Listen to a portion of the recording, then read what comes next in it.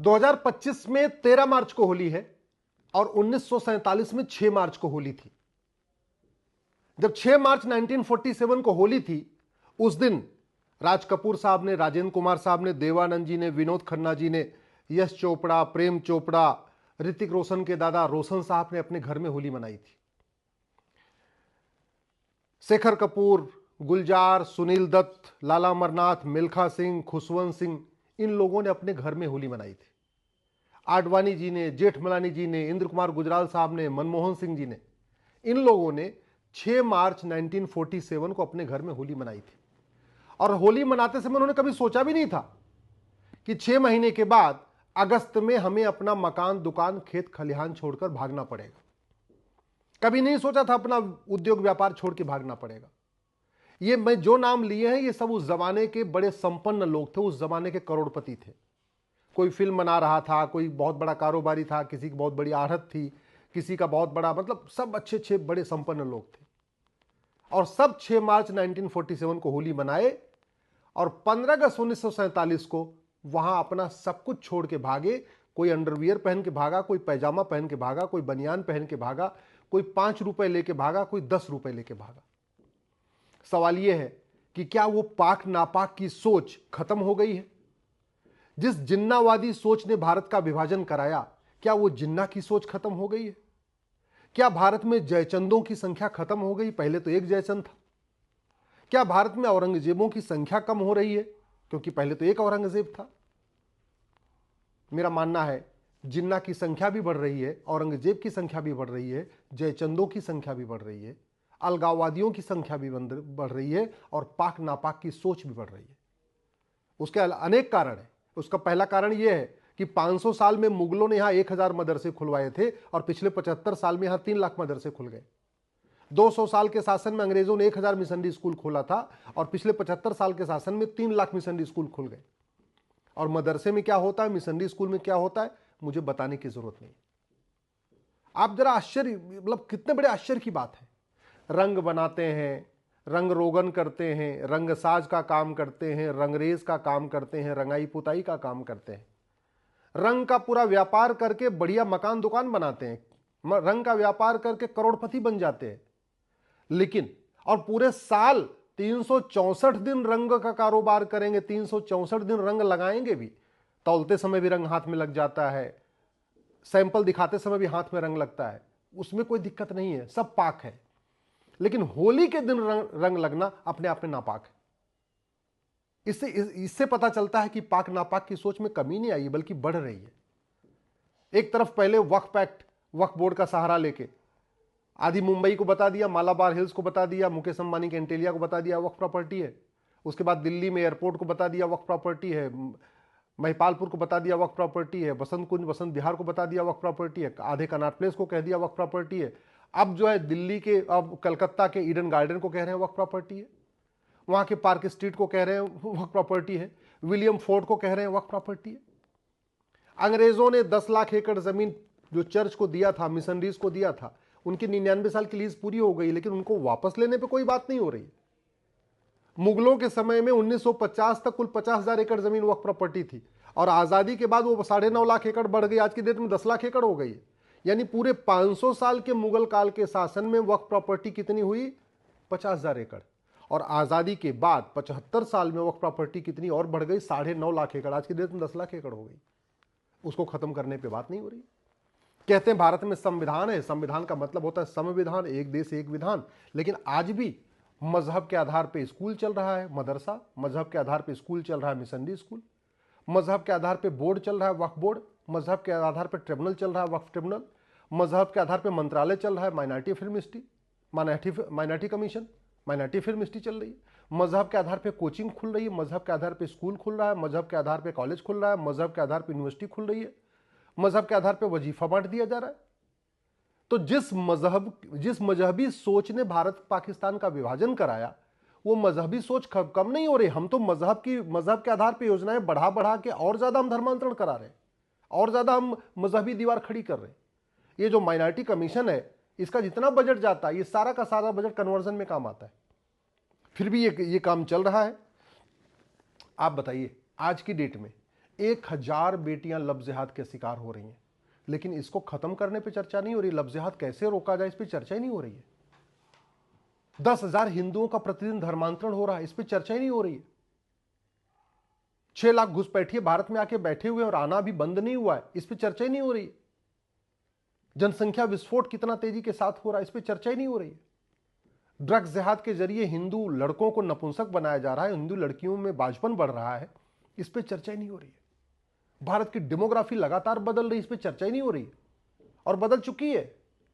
पाकिस्तान, अफगानिस्तान, बांग्लादेश छोड़िए, मालदीव छोड़िए, भारत के 9 राज्यों में हिंदू खत्म हो गए। कभी इस पे संसद में चर्चा नहीं हो रही कि 9 राज्यों में खत्म हो गए, चलो खत्म हो गए, आगे और न खत्म हो, इसको कैसे रोका जाए। भारत के 800 जिलों में से 200 जिलों में हिंदू खत्म हो चुके हैं, लेकिन फिर भी संसद में चर्चा नहीं हो रही है कि भैया आगे और हिंदू न खत्म हो जाए, क्योंकि हिंदू खत्म हो जाएंगे संविधान खत्म हो जाएगा, हिंदू खत्म हो जाएंगे तो ये सेकुलरिज्म खत्म हो जाएगा, हिंदू खत्म हो जाएंगे लोकतंत्र खत्म हो जाएगा, हिंदू खत्म हो जाएंगे तो equality, justice, liberty, fraternity, unity, national intelligence सब खत्म हो जाएगा। और जिन 9 राज्यों में खत्म हो चुके हिंदू खत्म है, वहां संविधान काम नहीं करता। जिन 9 राज्यों में हिंदू खत्म हो चुके हैं, 200 जिलों में हिंदू खत्म हो चुके हैं, वहां गंगा जमुनी तहजीब काम नहीं करती। मेघालय में हिंदुओं को पीआईएल फाइल करना पड़ा है कि हमको श्मशान की जमीन चाहिए। आप खुद सोच लीजिए, मामला कोर्ट में चल रहा है, मेघालय के हाई कोर्ट में चल रहा है। इससे बड़े शर्म की बात है और क्या होगी। देखते देखते पिछले 75 साल में 9 राज्यों में हिंदू खत्म हो गए, 800 जिलों में से 200 जिलों में हिंदू खत्म हो गए, 6000 तहसीलों में से 1500 तहसील में हिंदू खत्म हो गए, बॉर्डर पे जो 300 तहसीलें उसमें 300 की 300 तहसीलों में हिंदू खत्म हो गए। इसके बावजूद लव जिहाद के खिलाफ कठोर कानून नहीं, न लव जिहाद पे चर्चा हो रही है, न लव जिहाद का मूल कारण अस्थायी समाधान पे चर्चा हो रही है, न घुसपैठ जिहाद के मूल कारण अस्थायी समाधान पे चर्चा हो रही है, न धर्मांतरण जिहाद के मूल कारण अस्थायी समाधान पे चर्चा हो रही है, न ड्रग्स जिहाद के मूल कारण अस्थायी समाधान पे चर्चा हो रही है, न जनसंख्या जिहाद के मूल कारण अस्थायी समाधान पे चर्चा हो रही है। क्या एकदम खत्म हो जाएंगे तब हम जागेंगे? एकदम खत्म हो जाएंगे तब सोचेंगे? ये संसद है किस लिए? तू मैं करने के लिए है, आरोप प्रत्यारोप करने के लिए है, नूरा कुश्ती करने के लिए, बतौलेबाजी करने के लिए है, लच्छेदार भाषण देने के लिए है क्या है संसद? संसद में क्या तू चोर मैं सिपाही का खेल खेलने के लिए है क्या? गंभीर मुद्दों पर चर्चा क्यों नहीं हो रही है? जिस सोच के कारण विभाजन हुआ, जिस पाक नापाक की सोच के कारण, वो पाक नापाक की सोच पहले से कई गुना बढ़ चुकी है। क्यों? क्योंकि पहले 1000 मदरसे थे, अभी 3 लाख मदरसे। रंग लगाना सोचिए हराम हो चुका है। पूरा साल भर रंग का कारोबार करते हैं, फिर भी रंग लगाना हराम। कागज नहीं दिखाएंगे, फिर भी कहेंगे ये प्रॉपर्टी वक्फ की है। मजहब के आधार पर मंत्रालय। और इस भारत को बर्बाद करने के लिए कितने कांग्रेस ने कानून बनाए, 50 से ज्यादा कांग्रेस ने कानून बनाए। उन कानूनों को खत्म करने पर कोई चर्चा नहीं हो रही। भारत को लूटने और बांटने के लिए अंग्रेजों ने जो कानून बनाए, उसमें से 200 कानून आज भी चल रहे हैं। मैं धन्यवाद दूंगा सरकार को, 1500 कानून खत्म किया अंग्रेजी कानून, लेकिन 200 कानून अभी भी चल रहे हैं और वो बड़े खतरनाक हैं। वो बहुत ही खतरनाक कानून है, उन पे चर्चा नहीं हो रही। अगर भारत को बचाना है ना, भारत की संस्कृति को बचाना है, भारत का त्योहार बचाना है, तो हमें उन गलतियों को सीखना पड़ेगा जो गलतियां पहले हो चुकी हैं। विकास करने से अगर समृद्धि आती, शांति आती, तो यूरोप आज जल नहीं रहा होता, फ्रांस जल नहीं रहा होता। खूब विकास किया फ्रांस ने, खूब विकास किया यूरोप ने, खूब विकास किया और भी देशों ने। क्या हुआ वहां पे? 9 राज्यों में होली नहीं मनाई जाती, दिवाली नहीं मनाई जाती, दशहरा नहीं मनाया जाता, मकर संक्रांति नहीं मनाई जाती, शिवरात्रि नहीं मनाई जाती, कोई भी हिंदू त्योहार नहीं मनाया जाता। 800 जिलों में से 200 जिलों में न मंदिर बचा है, न मंदिर के पुजारी बचे हैं, न वहां कोई त्योहार मनाया जाता है।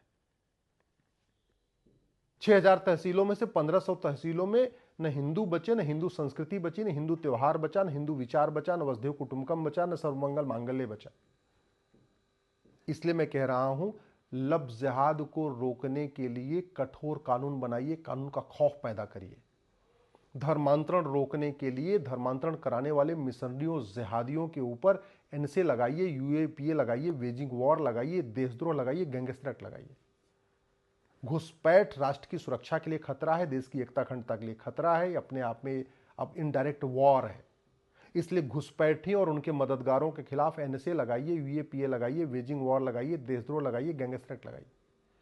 जनसंख्या विस्फोट रोकने के लिए तत्काल हम दो हमारे दो लागू करिए और उसमें प्रावधान करिए कि जो हम दो हमारे दो नहीं मानेगा उसकी नागरिकता खत्म कर देंगे, सारे राइट खत्म कर देंगे, तब जाके हम दो हमारे दो इफेक्टिव होगा। चीन में आखिर हम दो हमारे दो सबने माना कि नहीं माना? कानून कठोर होगा, सब मानेंगे हम दो हमारे दो। भगवान श्री राम ने कहा था भय बिन होय न प्रीत। भगवान कृष्ण ने कहा था सठे साठ्यम समाचरेत। जब तक राम नीति नहीं लागू करेंगे तब तक राम मंदिर बनवाने से बहुत कुछ नहीं बदलेगा। जब तक कृष्ण नीति सठे साठ्यम समाचरित नहीं लागू करेंगे तब तक मथुरा में भव्य मंदिर बनवाने से कुछ नहीं होगा।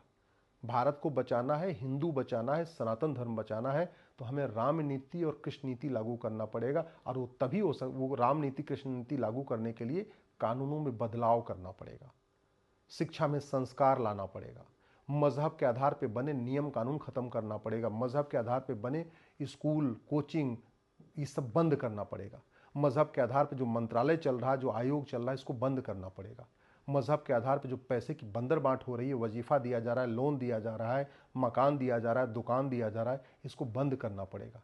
मजहब के आधार पर अगर एक भी कुछ चला, एक भी चीज़ें चली, तो मजहब के आधार पर जैसे पहले विभाजन हुआ 1947 में, दोबारा फिर 2047 में विभाजन होगा। इसलिए मैं कह रहा हूँ अगर भारतीय संस्कृति को बचाना है तो संविधान लागू करिए, समान विधान लागू करिए, एक देश एक विधान लागू करिए और मजहब के आधार पर जितनी सब कुछ चल रही सबको बंद करिए।